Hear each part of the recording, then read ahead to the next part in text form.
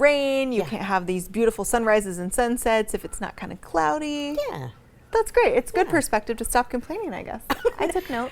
You can do whatever you like. I'm here for you. It's happy to be happy. It's good to be happy, though. So. Well, yeah. We're going to flip the script a little bit. A little bit, Yeah. because it was dry, so nobody had any, Yes. imperiled road conditions. 100%. It's You're right. awesome. Thanks for that little reminder. I got you.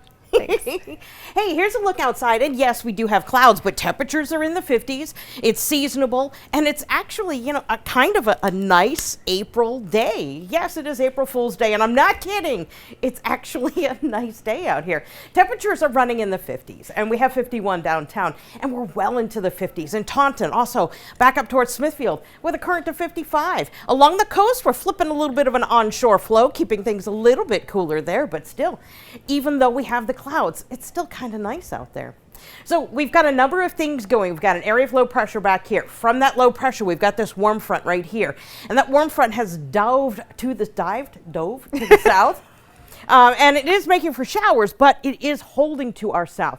So we're just getting the clouds that are on sort of like the northern fringes of this thing. Unfortunately, it is eventually going to have to lift through. Not only that, but when it does, it's going to be almost in a different kind of form. So here's how things go from today to tonight to tomorrow. We have clouds that are expected to be building in through the overnight. There they are, and they'll be here in the morning. Then we bring in the precipitation as we hit the afternoon. So this time tomorrow, we are expecting rain to be in place. This is the initial warm front, the initial push of the rain expected across the region.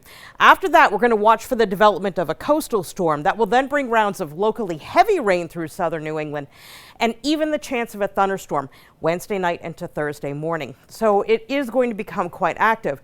And not only are we looking to pick up some rain, we're looking to pick up some wind too. So how much rain are we getting? Yes, we're getting enough to put us back into that localized flooding situation, not only with the rivers that have barely come out of flood, but also for roadways, because we're expecting areas of locally heavy rain. By the time we get to Thursday night, by the way, 1.5 to 2 inches, definitely possible. But if we see any thunderstorms, they're likely going to top the 2-inch mark.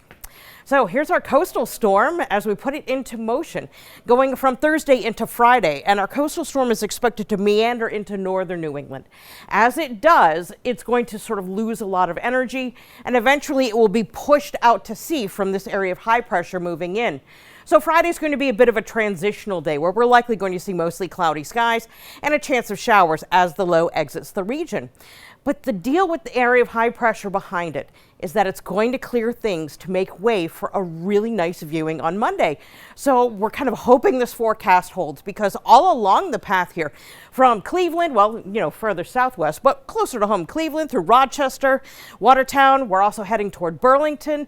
So these are the folks that are going to see the eclipse in the totality, including Coos County, New Hampshire, up into Sherbrooke in Quebec, and then right through a good portion of Maine before exiting into New Brunswick, and then going across PEI. So here's what we've got. This is the path, and on the either sides of the path, we're going to see at least some percentage of the eclipse. And here in Providence, we're looking at 91%. So what's that going to look like? Well, by the time we get to the 91%, we're going to see almost all of it. It's going to be really cool. This big crescent's going to be there with us. But keep in mind, because this is going to be a partial eclipse, not a total, you are going to need those special glasses for the duration of the thing, where the folks in the totality range get to take the glasses off during the 4 minutes of totality. And for us, that time is right around 3:30 in the afternoon. So as we lose the sun, we get it back, of course, on the other side of that eclipse. So Monday's going to be a pretty awesome day, very active. And as of now, Mother Nature's looking cooperative. So everybody knock on something, because it would be really cool if we could see that here, right? Temperatures are going to be going cooler than average for the bulk of this stretch. We don't really get back to highs in the 50s until we finish out next weekend. Tiffany.